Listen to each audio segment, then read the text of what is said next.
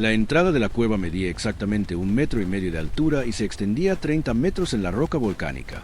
El teniente Sunji Nakano se agazapó en el interior, observando a los estadounidenses a través de la estrecha rendija de tiro.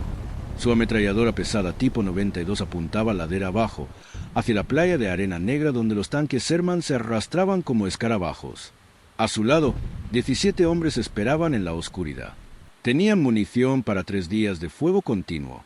Tenían arroz para 2 semanas. Tenían agua recogida de la niebla sulfurosa que se filtraba a través de la roca. Sobre todo, tenían la certeza, matemática, táctica y geológica, de que ningún arma estadounidense podría alcanzarlos. Nakano había estudiado en la Academia del Ejército Imperial. Comprendía los ángulos de tiro, la desfilada protectora, la física del hormigón armado y la piedra volcánica. La entrada de la cueva daba al noreste, lejos del fuego naval predominante. La cámara principal se encontraba a 6 metros bajo tierra, conectada por un túnel que giraba 2 veces, creando deflectores que disipaban cualquier fuerza explosiva. Una segunda salida se abría a 50 metros, camuflada entre las rocas. Los estadounidenses tendrían que colocar una carga de mochila directamente dentro de la ranura de disparo, una tarea que requería que un hombre permaneciera a la vista mientras el tipo 92 lo derribaba. Había sido diseñado así. El propio coronel Takeichi Nisi había inspeccionado esta posición y asintió con aprobación. «Morirán aquí», había dicho Nisi. Muchos. A través de la rendija, Nakano observó a un escuadrón de marines avanzar por la ladera. El hombre que encabezaba el grupo llevaba un lanzallamas a la espalda. Nakano ya los había visto antes. El modelo portátil M2-2, con un alcance efectivo máximo de 40 yardas y una duración de la llama de 30 segundos con el tanque lleno. El marine tendría que cubrir 70 yardas de terreno abierto, la mayor parte cuesta arriba, antes de alcanzar el alcance efectivo. Nakano esperó a que el hombre cruzara una línea imaginaria marcada por una pieza de metal retorcida y apretó el gatillo. El tipo 92 disparó en ráfagas cortas y medidas.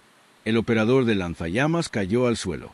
El tanque de combustible que llevaba a la espalda explotó. 2 marines se lo llevaron a rastras, con el uniforme ennegrecido y sus gritos resonando entre la roca volcánica. El escuadrón se retiró. Nakano recargó y esperó el siguiente intento. Este patrón se había repetido 17 veces en 2 días. Fuego de fusil, fuego de ametralladora, proyectiles antitanque de 37 milímetros, morteros de 60 milímetros, incluso fuego directo de un obús de 75 milímetros. Todos habían impactado la entrada de la cueva o las rocas que la rodeaban sin lograr nada. Los estadounidenses habían intentado usar humo para ocultar su aproximación. El tipo 92 disparó en líneas fijas a través del humo. Habían intentado un asalto nocturno. Los defensores de la cueva los oyeron venir en la oscuridad y los abatieron. Un marine desesperado había lanzado una granada de termita que aterrizó a menos de 1,5 metros de la ranura de disparo.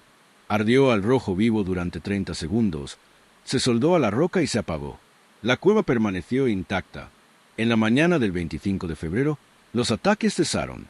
Nakano oyó voces en inglés. Un oficial gritaba. Los marines se retiraban ladera abajo, llevándose consigo a los heridos. Nakano se permitió una leve sonrisa. Se estaban rindiendo. Evitarían la posición, dejarían un destacamento de seguridad para contenerla y seguirían adelante. Doctrina estadounidense estándar. Significaba que su misión estaba cumplida. Retrasar, causar bajas, obligar al enemigo a destinar recursos a una posición que jamás podrían tomar. Cuando el grueso de la fuerza estadounidense se desplazara hacia el norte, Nakano emergería de noche, atacaría sus líneas de suministro y luego desaparecería entre la roca volcánica. Tenía munición suficiente para hacerlo durante semanas. Pero las voces del exterior no se alejaron. Se acercaron. Los marines se congregaban justo fuera del alcance efectivo del tipo 92, cubriéndose en cráteres de proyectiles y transformaciones rocosas. Nakano oyó el rugido de un motor. Algo se movía por la ladera. Acercó el ojo a la rendija de disparo, ajustó su ángulo de visión y lo vio. Un tanque Sherman, modelo mediano, configuración estándar, ascendía por la ladera. Sus orugas se abrían paso entre la ceniza volcánica. La proa apuntaba directamente a la cueva. Nakano no se preocupó. El Sherman montaba un cañón M3 de 75 milímetros, eficaz contra blindados y fortificaciones, pero que requería una línea de visión directa. La entrada de la cueva estaba empotrada, protegida por un saliente de roca volcánica. Para colocar un proyectil en la ranura de disparo, El Sherman debía maniobrar hasta 20 yardas y apuntar hacia arriba en un ángulo de 30 grados. A esa distancia, los hombres de Nakano lo atacarían con minas magnéticas. Habían ensayado este escenario. El tanque avanzaría, Nakano detendría el fuego y el soldado de primera clase Yoshi Tanaka avanzaría a toda velocidad con la mina magnética tipo 99. La colocaría en el flanco del tanque y se retiraría. La mina detonaría. El tanque moriría. Ya había ocurrido así 3 veces en otros sectores. Pero a medida que el Sherman se acercaba, Nakano notó que algo andaba mal. Faltaba el cañón principal. En su lugar, un tubo cilíndrico sobresalía de la torreta, más grueso que el cañón de 75 milímetros pero más corto, con una boquilla acampanada en el extremo. El tanque continuó ascendiendo por la ladera, con las orugas arañando la roca, hasta que se detuvo a 40 metros de la entrada de la cueva. Entonces se detuvo. La torreta giró. El extraño tubo se elevó. Nakano oyó un zumbido mecánico. La boquilla apuntaba directamente a la ranura de disparo. Lo que emergió de esa boquilla no fue una llama como Nakano entendía la llama. No fue el breve chorro de gasolina ardiente de un lanzallamas portátil. Era un río horizontal, de 150 pies de largo, 15 pies de ancho, compuesto de combustible pesado con napalm que ardía a temperaturas superiores a 2000 grados Fahrenheit. El arroyo entró en la cueva con la fuerza de una manguera contra incendios. No se detuvo en la entrada. Fluyó por el pasillo, siguiendo los contornos del túnel, girando en el primer deflector de explosión, luego en el segundo, llenando cada pie cúbico de espacio con fuego y gases sobrecalentados. La roca volcánica misma comenzó a brillar. La temperatura dentro de la cámara principal alcanzó un punto en el que el tejido humano dejó de existir como materia separada y se convirtió en parte del residuo general de carbono que cubría las paredes. El Sherman disparó durante 12 segundos. Al detenerse, las llamas seguían ardiendo en la entrada de la cueva, alimentándose del combustible residual adherido a la roca. Humo negro salía de la segunda salida a 50 metros de distancia. No se oía ningún disparo del tipo 92. No se percibía movimiento alguno desde el interior. El motor del tanque estaba al ralentí. La torreta giraba buscando el siguiente objetivo. Los marines salieron de su escondite y comenzaron a ascender la ladera, pasando la cueva, hacia la siguiente posición. La acción había durado menos de 2 minutos. Esta era el arma que el teniente coronel William R. Collins había construido en Hawái 4 meses antes, en clara violación de la doctrina de tanques, los manuales de campaña y las preocupaciones explícitas de los comandantes de blindados, quienes creían que tales modificaciones les costarían capacidad de combate crítica. El arma que no debería haber existido. El arma que no debería haber funcionado. El arma que, según la Junta de Equipamiento del Cuerpo de Marines, representaba una vulneración inaceptable de la función principal del Sherman como plataforma antiblindaje. El arma que todos los comandantes de compañía en Iwo Jima identificarían posteriormente como el recurso más valioso de toda la batalla. Todo comenzó con un problema sin solución. En julio de 1944, oficiales de inteligencia de la Flota del Pacífico recopilaron proyecciones de bajas para la invasión de las islas japonesas. Analizaron batallas recientes, Peleliu, Saipan, Tinian, y observaron un patrón. A medida que las fuerzas estadounidenses avanzaban hacia el oeste a través del Pacífico, la doctrina defensiva japonesa había evolucionado desde cargas Banzai y fortificaciones costeras hasta un enfoque que los historiadores militares posteriormente denominarían defensa en profundidad. Los japoneses construían cuevas, no simples excavaciones, sino sofisticados complejos subterráneos con múltiples entradas, túneles interconectados, sistemas de ventilación y posiciones de tiro diseñadas para proporcionar campos de tiro superpuestos, a la vez que permanecían inmunes a la artillería y los ataques aéreos estadounidenses. En Peleliu, una fuerza de 10.000 defensores japoneses que ocupaban 400 cuevas había infligido más del 30% de bajas a la división de marines atacante.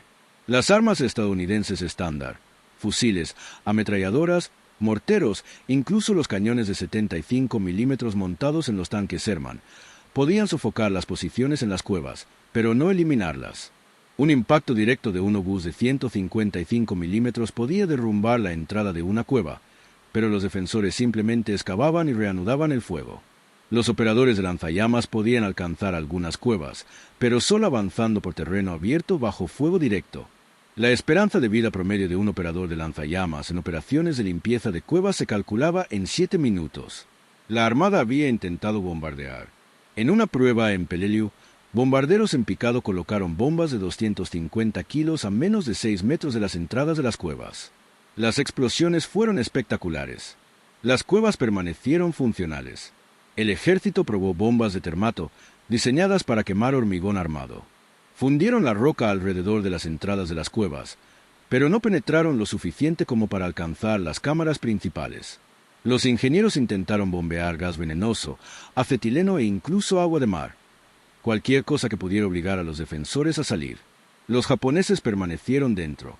Contaban con máscaras de gas, sistemas de ventilación y la determinación suficiente para resistir cualquier intento de hacer insostenibles sus posiciones. Y luego, la inteligencia informó que Iwo Jime contenía más cuevas que Peleliu y Saipan juntas.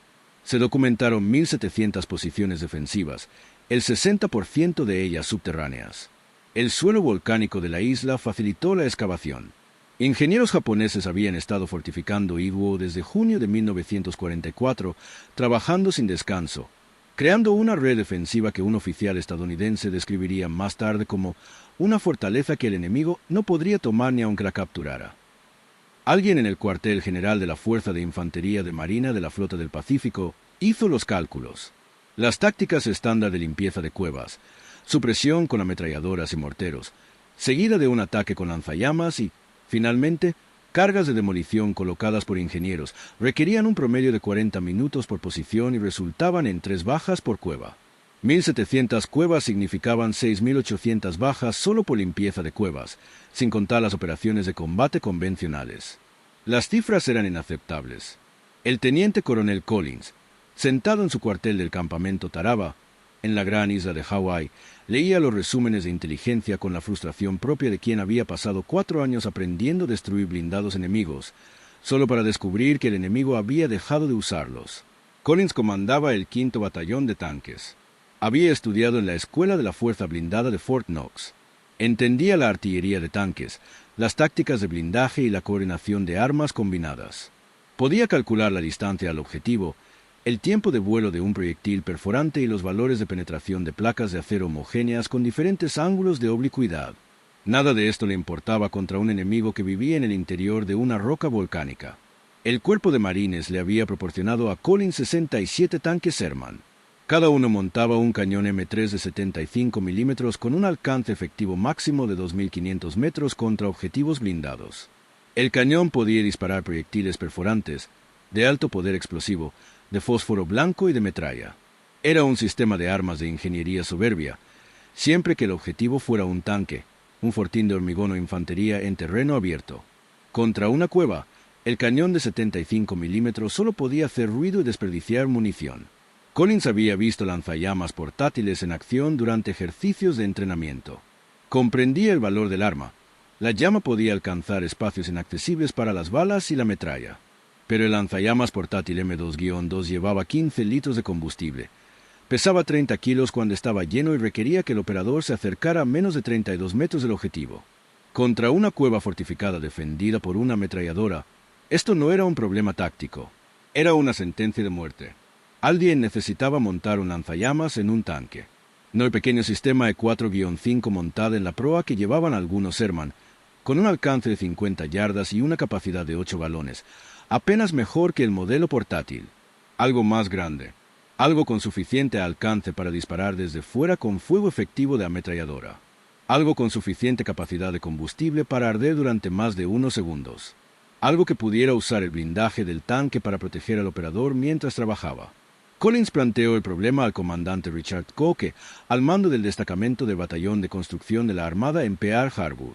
Los EABs de Cooke habían estado experimentando con lanzallamas mecanizados desde abril de 1944, cuando 5 unidades de lanzallamas Mark y de la Armada llegaron desde el continente. El Mark había sido diseñado para su instalación en el Canadian Universal Carrier, un pequeño vehículo blindado. La Armada había declarado el sistema inadecuado para el propósito previsto del Mark y debido a problemas de fiabilidad mecánica. Pero los componentes principales funcionaban. Un tanque de combustible, un sistema de presurización con nitrógeno y un tubo de reemplazo del cañón principal que podía proyectar llamas hasta 100 yardas. El problema residía en el reemplazo del cañón principal. La doctrina de tanques del Cuerpo de Marines, redactada por oficiales que habían combatido contra panzers alemanes en el norte de África y estudiado las tácticas de blindados soviéticos, establecía explícitamente que el arma principal de un tanque era su cañón. Si se eliminaba el cañón, se obtenía un fortín blindado con movilidad limitada y sin capacidad de defensa antiblindaje. Si te topabas con un tanque enemigo, estabas muerto. Las regulaciones de la Junta de Equipamiento del Cuerpo de Marines exigían que cualquier modificación a la configuración estándar de un tanque fuera aprobada por la Junta, documentada en manuales técnicos y probada en condiciones de campo antes del despliegue. El proceso de aprobación solía tardar 6 meses. Collins tenía 4 meses antes de la invasión de Iwo Jima. Un viernes por la tarde de finales de octubre, se dirigió al taller de Sabe en Pearl Harbor y encontró al comandante Kooke junto a un tanque Sherman desmontado. Las piezas cubrían 3 bancos de trabajo: el cañón de 75 milímetros, el mantelete del cañón, piezas del mecanismo de giro de la torreta, secciones de blindaje recortadas de algún sitio, equipo de soldadura y un lanzallamas Marquis de la Armada. «Muéstramelo», dijo Collins. Kooke lo explicó paso a paso. Retire el cañón de 75 milímetros y el mecanismo de retroceso correspondiente. Retire el telescopio del artillero. Corte una abertura en la parte frontal de la torreta, donde estaba el cañón. Instale el tanque de combustible del Marquis en el espacio que antes ocupaba la munición de 75 milímetros. El tanque tenía capacidad para 290 galones. Instale las líneas de combustible a través de la canasta de la torreta hasta un nuevo montaje del cañón. Mecanice un tubo de acero para reemplazar el cañón de 75 milímetros, con un diámetro ligeramente mayor para acomodar la boquilla de combustible. Instale un sistema de presurización de nitrógeno. Conecte todo. Pruébelo. ¿Cuánto tiempo?, preguntó Collins. ¿Por tanque? 40 horas y trabajamos sin parar. Más si algo se rompe. ¿Cuántos puedes hacer? ¿Cuántos tienes? Collins calculó. Tenía 67 Sherman. El 4º batallón de tanques tenía una cantidad similar. El protocolo establecía que debía solicitar 12 conversiones, suficientes para un pelotón por batallón, una prueba de campo razonable del concepto. El protocolo establecía que debía presentar la solicitud por los canales pertinentes, esperar la aprobación y luego programar el trabajo. El protocolo estipulaba muchas cosas. 8, dijo Collins. 4 para mi batallón, 4 para el 4º. Los quiero listos para el 15 de enero. Kooke asintió. No preguntó por la autorización. No mencionó el tablero de equipos.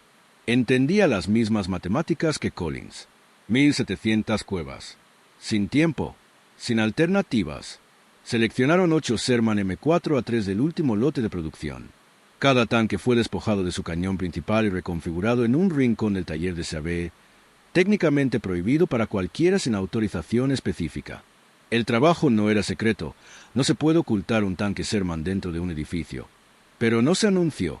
Si alguien del cuartel general de la Fuerza de Infantería de Marina de la Flota preguntaba qué estaban haciendo, Collins se lo explicaba. Nadie preguntó. La modificación creó un vehículo que parecía un Sherman, pero funcionaba como ningún otro en el inventario de cualquier ejército.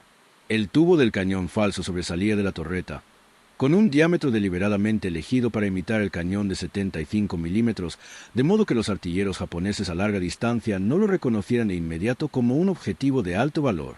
La capacidad de combustible de 290 galones era 7 veces mayor que la de un lanzallamas portátil.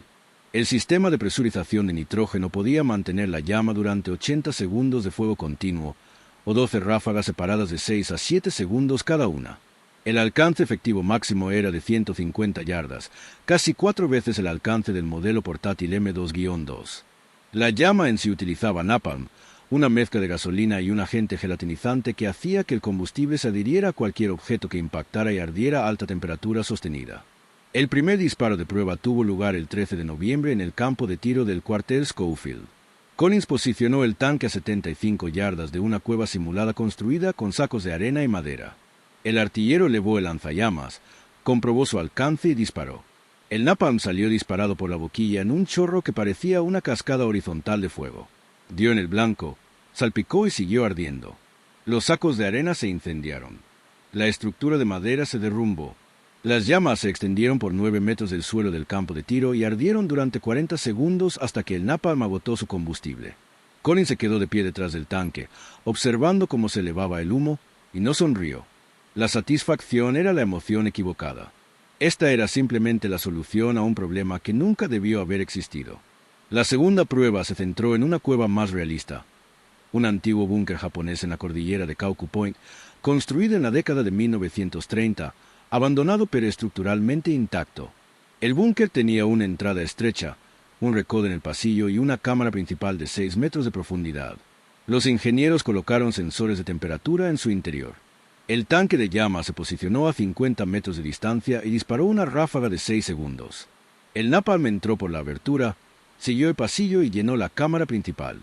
Los sensores de temperatura registraron lecturas superiores a los 1800 grados Fahrenheit. El aire mismo se volvió combustible. Una onda de presión viajó de regreso por la entrada, transportando humo y gases sobrecalentados. Cuando los ingenieros entraron en el búnker 2 horas después, descubrieron que las fijaciones metálicas se habían derretido. Las paredes de hormigón mostraban fracturas por calor. Cualquier humano dentro habría muerto en 3 segundos. Uno de los observadores de la prueba fue un capitán de la Junta de Equipamiento del Cuerpo de Marines. Observó la demostración, tomó notas y presentó un informe que identificó 3 problemas. Primero, los tanques lanzallamas carecían de capacidad antiblindaje. Si se topaban con tanques enemigos, tendrían que recurrir a otro Sherman para su protección. Segundo, la modificación consumía espacio interior que podría haber albergado munición de 75 milímetros para el cañón principal. Tercero, las operaciones lanzallamas agotaban el combustible rápidamente, lo que requería reabastecimientos frecuentes. El informe concluyó: si bien el sistema demuestra valor táctico contra posiciones fortificadas, la pérdida de la capacidad del cañón principal representa una pérdida significativa de la eficacia en combate del M4. Se recomienda un despliegue limitado en espera de una evaluación más exhaustiva. Collins leyó el informe.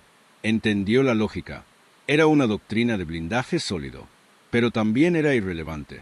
Los japoneses tenían 17 tanques en Iwo Jime, todos modelos obsoletos. Los estadounidenses desembarcarían con más de 200 Sherman. La capacidad antiblindaje no importaba. Lo que importaba era sacar con vida a los marines de las cuevas. Envió el informe a su comandante con una sola frase adicional: recomienda el despliegue completo de los 8 vehículos convertidos. Los 8 tanques lanzallamas enviados a Iwo Jime a bordo del LST-477 en enero de 1945. Se les designó M4A3 POW-SH-1, una designación burocrática que significa M4A3 Servicio de Guerra Química del Área del Océano Pacífico, modelo 1 de Hawái. Los marines los llamaban Cipos, en honor al encendedor. Las listas oficiales de tanques los enumeraban con la nomenclatura estándar. Sus tripulaciones sabían lo que eran. Los 4 Cipos del 5º Batallón de Tanques desembarcaron en las playas occidentales de Iwo Jime el 19 de febrero, el día de los 4 Cipos del 4º Batallón de Tanques desembarcaron en las playas orientales. Los Sherman estándar los acompañaban, 50 tanques en la primera oleada. Los tanques lanzallamas parecían idénticos a los tanques con cañones a cualquier distancia superior a 100 yardas. Los observadores japoneses, desde posiciones en cuevas, contaban los tanques, estimaban la potencia de fuego y calculaban las distancias.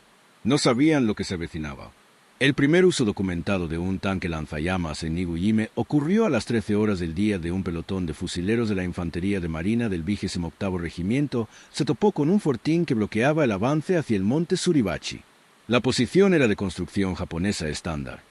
Muros de hormigón armado de 1,5 metros de espesor y una ranura de tiro de 20 centímetros de alto dispuesta para proporcionar fuego cruzado con otros 2 fortines en los flancos.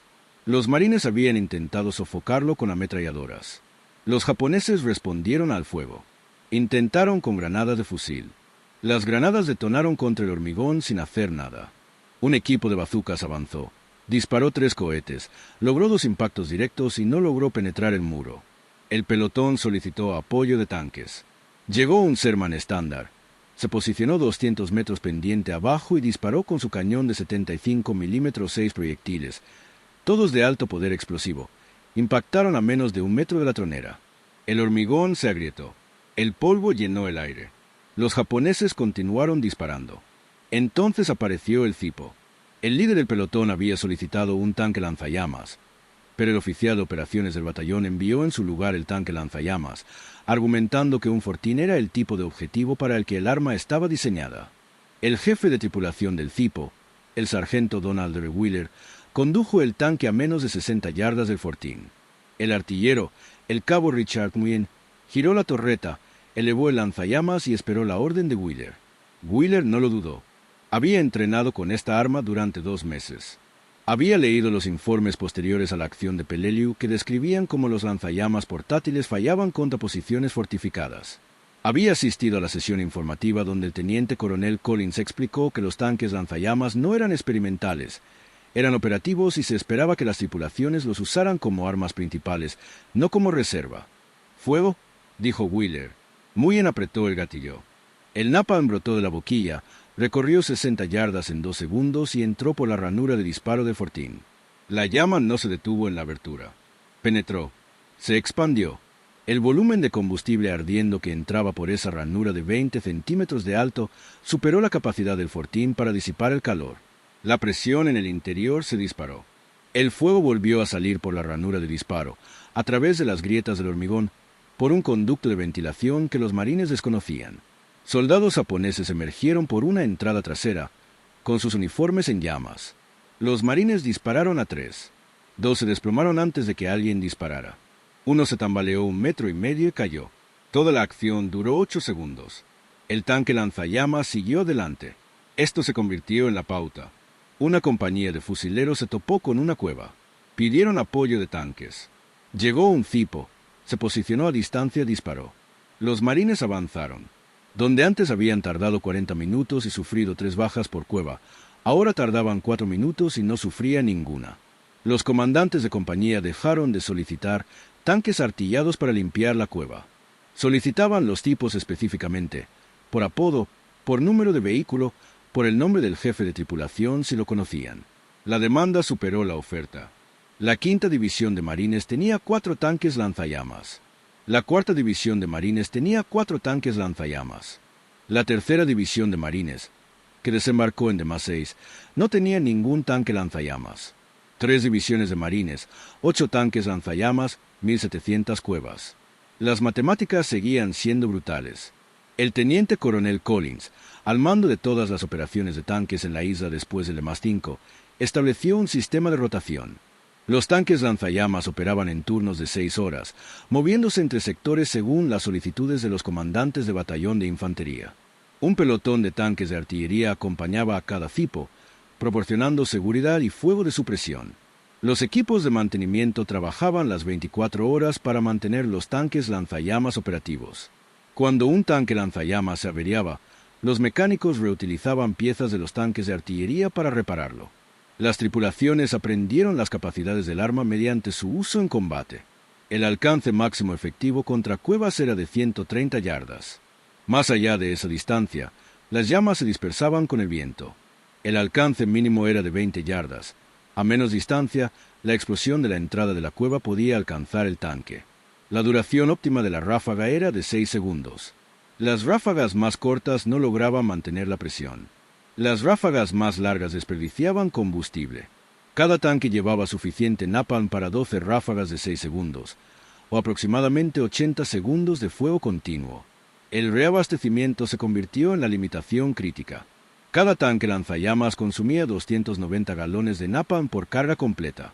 La 5ª División de Infantería de Marina estableció un punto de reabastecimiento a 300 metros detrás de las líneas del frente, atendido por personal del Servicio de Guerra Química que mezclaba napalm en bidones de 55 galones y lo bombeaba a los tanques mediante bombas manuales.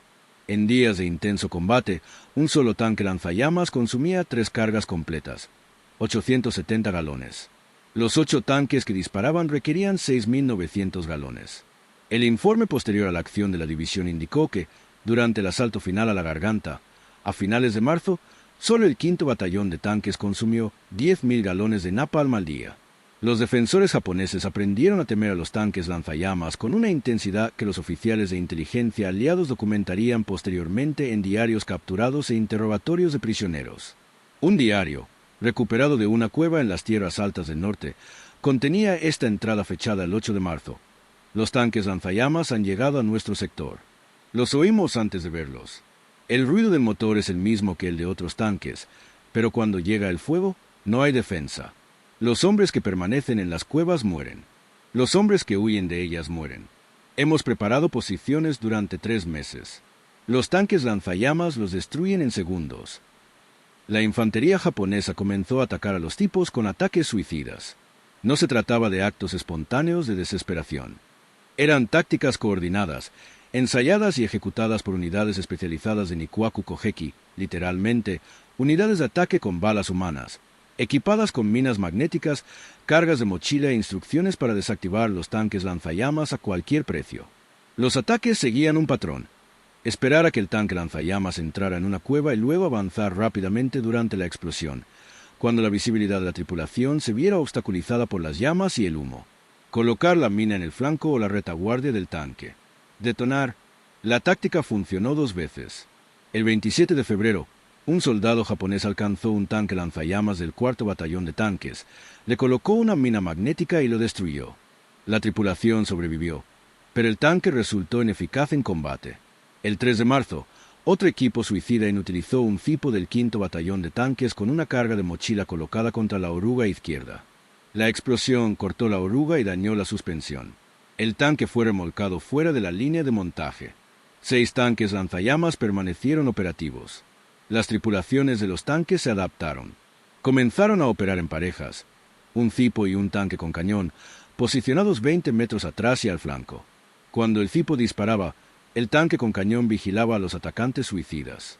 Los ametralladores de ambos tanques mantenían una vigilancia de 360 grados. La infantería que los acompañaba estableció perímetros de seguridad. Los ataques suicidas continuaron, pero no obtuvieron más éxito.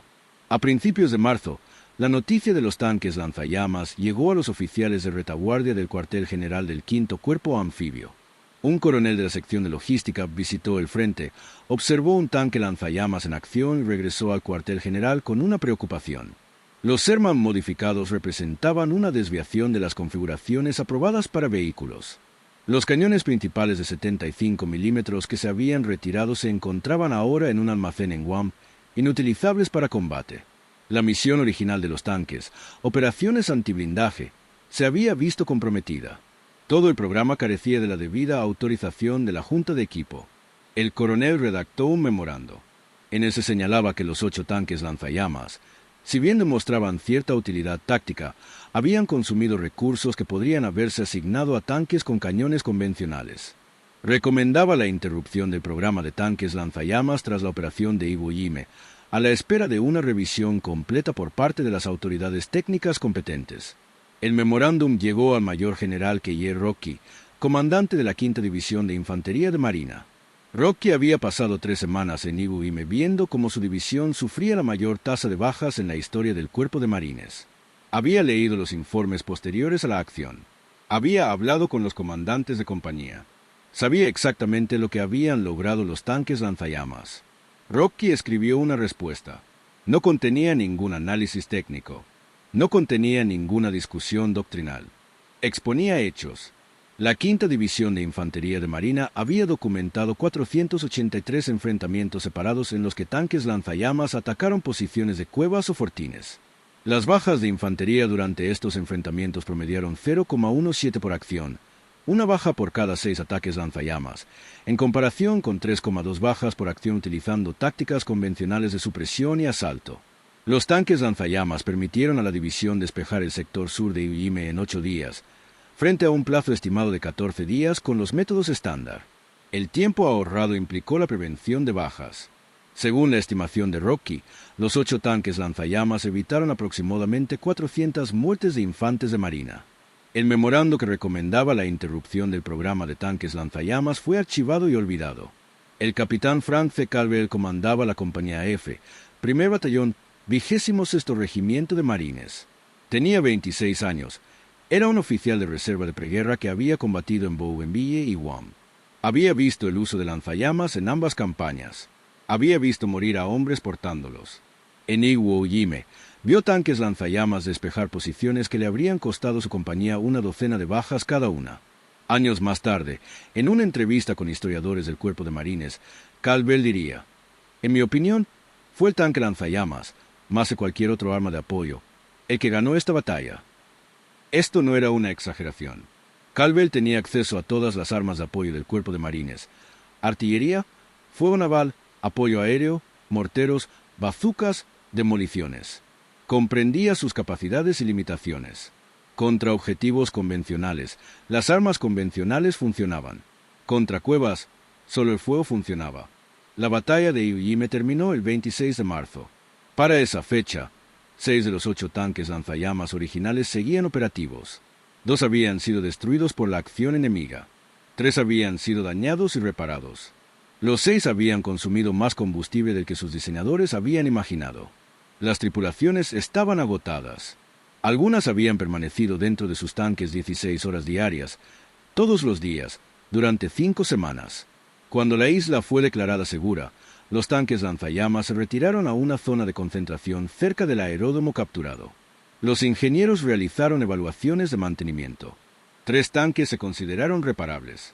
3 requirieron revisiones importantes. El 713º Batallón de Tanques, provisional de lanzallamas blindados, una unidad del ejército estadounidense equipada con 54 tanques lanzallamas, desembarcó en Okinawa el 1 de abril. El ejército había observado la experiencia del cuerpo de marines en Iwo Jima y llegó a la conclusión obvia. Las cuevas requerían llamas. Las llamas requerían tanques. El 713º utilizó tanques Sherman Paul H1 idénticos a los tipos de los marines. Gastaron 200.000 galones de napalm durante la campaña de Okinawa. Su informe posterior a la acción atribuyó a los tanques lanzallamas la captura de sistemas de cuevas que, de otro modo, habrían requerido semanas de operaciones de asedio y habrían resultado en tasas de bajas cercanas al 50%. En junio de 1945, la Fuerza de Infantería de Marina de la Flota del Pacífico emitió una doctrina revisada para las operaciones anfibias en el Pacífico Occidental. La doctrina especificaba que todos los batallones de tanques asignados a divisiones de asalto incluirían una compañía de tanques lanzallamas, 15 vehículos por batallón y 45 por división. La Junta de Equipo aprobó la modificación. Los ingenieros comenzaron la producción en masa del tanque lanzallamas POD WSH-5, una versión mejorada con un montaje coaxial que le permite alojar tanto un lanzallamas como un cañón principal. La producción terminó en agosto cuando terminó la guerra. El sargento Donald R. Wheeler, quien comandó el primer tanque lanzallamas en disparar sobre Iwo Jima, regresó a Estados Unidos en octubre de 1945. Tenía 23 años. No recibió ninguna condecoración por sus acciones en Iwo Jima, más allá de las medallas de campaña habituales. Las tripulaciones de tanques lanzallamas no eran consideradas elegibles para condecoraciones al valor en combate a menos que realizaran acciones que excedieran sus deberes. Wheeler había cumplido con su deber. Eso era todo. Se dio de baja en noviembre, regresó a su ciudad natal en Pensilvania y encontró trabajo como maquinista en un taller de herramientas y matrices. No hablaba de la guerra. Cuando sus compañeros de trabajo supieron que había sido tanquista, le preguntaron sobre batallas de tanques, sobre combates contra los tigres alemanes, sobre los grandes combates blindados que habían visto en los noticieros. Wheeler les contó que había estado en el Pacífico. Las preguntas cesaron. En 1953, Wheeler llevó a su familia a ver una película de guerra. La película mostraba a los marines desembarcando en una isla del Pacífico. Había una escena con un tanque lanzallamas. El tanque en la película era una maqueta, claramente un Sherman estándar con un trozo de tubería soldado a la torreta, pero lanzaba llamas y los marines avanzaban tras él. Wheeler observó la escena. No reaccionó visiblemente. De camino a casa, su esposa le preguntó si había sido así. Wheeler dijo que sí, algo así. Lo que no dijo, porque no tenía palabras para describirlo, era lo que recordaba con más claridad. No la llama, ni las cuevas, ni los soldados japoneses ardiendo. Lo que recordaba era el silencio posterior. El momento en que la llama se apagó, el motor se puso al ralentí y ya no salió fuego de la cueva que acababa de atacar. Ese silencio significaba que los marines no morirían despejando esa posición. Significaba que un operador de lanzallamas no tendría que caminar por terreno abierto. Significaba que una escuadra de fusileros no tendría que colocar cargas de demolición bajo el fuego de las ametralladoras. 1.700 cuevas en Iwo Jima, 8 tanques de llamas. Cada cueva despejada significaba hombres que volvían a casa. Wheeler nunca calculó cuántos. La cifra era incalculable. Pero a veces, sentado en su taller, cortando acero en un torno, al oír el chirrido del metal contra metal, recordaba el sonido del sistema de presurización de nitrógeno al activarse, el chirrido mecánico que precedía a las llamas, y sabía que el arma que había disparado, el arma que no debería haber existido según la doctrina y las regulaciones, había sido justo lo que se necesitaba, había sido justo lo que se necesitaba para destruir el tanque lanzallamas. Wheeler sabía que el arma que había disparado, el arma que no debería haber existido según la doctrina y las regulaciones, había sido justo lo que se necesitaba, había sido justo lo que se necesitaba para destruir el tanque lanzallamas. en el momento justo.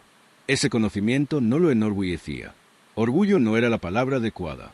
Lo hacía sentir seguro. Seguro de que a veces el arma equivocada, en las manos adecuadas, en el momento oportuno, se convierte en la única arma que importa.